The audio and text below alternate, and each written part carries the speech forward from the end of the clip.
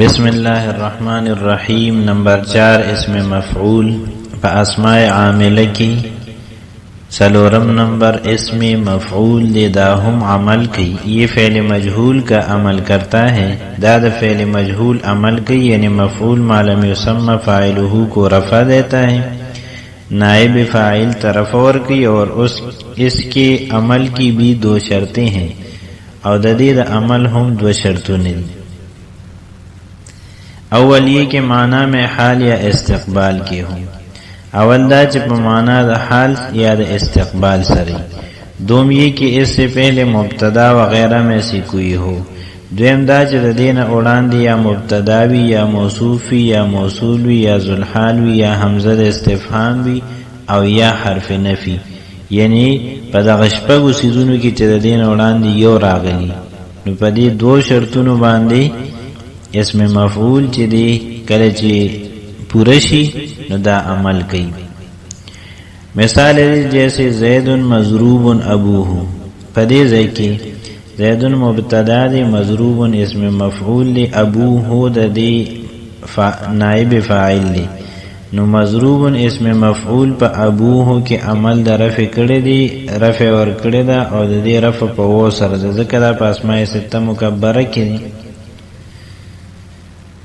او دواړه شرطونه په دې کې موجود دي په معنا د حال سره دي او دویمه خبره دا چې مخکې تینا مبتدا راغلی دی زیدون مبتدا دی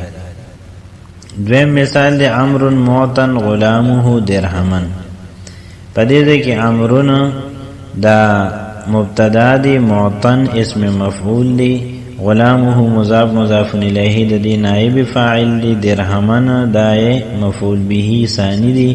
منصوب دی نو دیزه که معطن دا پا مانا دا حال سره دی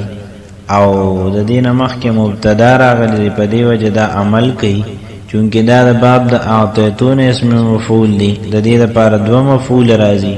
نو دنبی چکم مفعول بهی دی امول نائب فاعل که غلامهو او دویم مفعول بهی پا خپل حال منصوب دی درهمن بکر معلوم ابنه فاضلا پدیده که بکرون مبتدا دی معلومون اسم مفعول دی او دا پا مانا دا حال سر دی او دا دین مخ که مبتدا راغلی دی بکرون پا دی وجہ پا دی که دوار شرطون موجود شنو دا عمل کی ابنهو پا دی که عمل دا رفع کردی دی ذکر دی نائب فاعل دی او فاضلن دا مفعول بهی ثانی دی دیل نصب ور کردی دی مفعول بهی اول چه کمو ابنهو نو اغا ولمون نائب فاعل گرزو نو اغا مرفوع گرزید خالد مخبر ابنه عمرا فاضلا فدیده که خالد مبتدا دی مخبر اسم مفعول دی پا مانا دا حال سر دی و مخکت مبتدا راغلی دی پا دی وجه عمل کئی نو عمل ادا سکر دی چه ابنهو کی عمل در رفع کردی دی ذکر دی مفعول بیهی اول دی او مون ولا نائب فاعلو گرز و نائب فاعل دا مرفوعی او عمرن مفعول بیهی ثانی دی منصوب دی فاضلن مفعول بیهی ثالث دی دا منصوب دی او دا دی وجدا چه مخبرون دا اخبرا دا باب ندی نو دا دی دا پار دری مفعول رازی نو مفعول بیهی اولم ولا نائب فاعل که ابنهو مرفوع شو ابنو که دا نون دا ضمہ علامت دا رفع دی وہی عمل جو زوربا اعطیا علماء اخبرہ کرتے تھے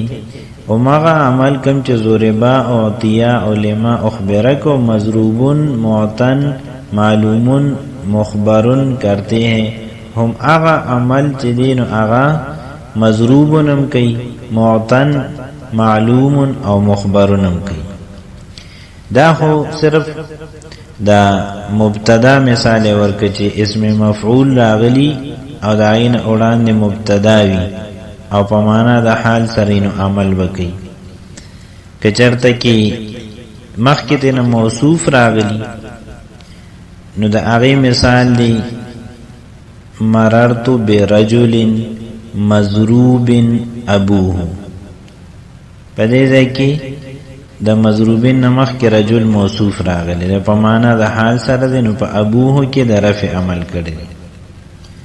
کمخ کی تینا اسم موصول راغلی داغی مثال دی جاءنی المضروب ابوه پدیده که مضروبو اسم مفعول دی او د دین مخ کې الف لام چې په اسم فاعل اسم مفعول راشي دا اسم موصول وي نو د دین مخ کې اسم موصول دی په معنا د حال سره دی نو عمل کړی دی په ابوه کې درفه چې مخ کې د نزول حال راغلی د هغه مثال دی جاءنی زید مضروبا ابنه نو پدې ځای کې مضروبا اسم مفعول دی تدین مخ کې زیدون راغلی د ذل حال او دا مضروبا په معنا د حال سره دی پدې وجه عمل کړی دی په ابنه کې د رفع او یادا چې مخ کې تن حمزه د استفهام راغلی لکه مضروب زیدون پدې ځای کې حمزه د استفهام مخ کې راغلی په معنا د حال سره د اسم مفعول نو په زیدون کې عمل د رفع کړی دی نائب فاعل دی ولا او یا ته مخ کې حرف نفی راغلی لکه ما مضروب زیدون